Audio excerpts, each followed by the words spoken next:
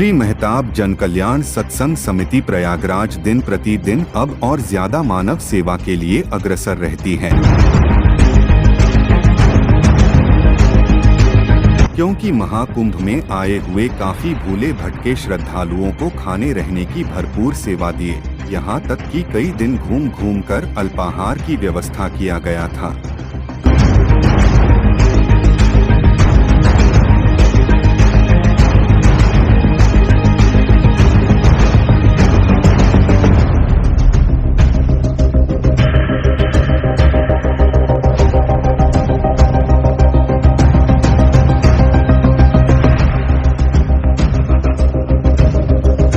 अब आइए सुनाते हैं इन श्रद्धालुओं की आप बीती। ये लोग महाकुंभ में आए और बहुत परेशान हो गए थे, परंतु जब श्री मेहताब जन कल्याण के सेवादारों से मुलाकात हुई तब क्या हुआ।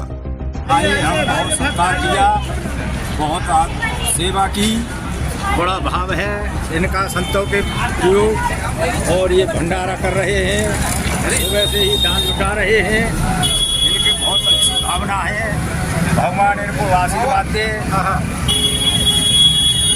जय श्री माता, जय श्री माता, जय श्री माता।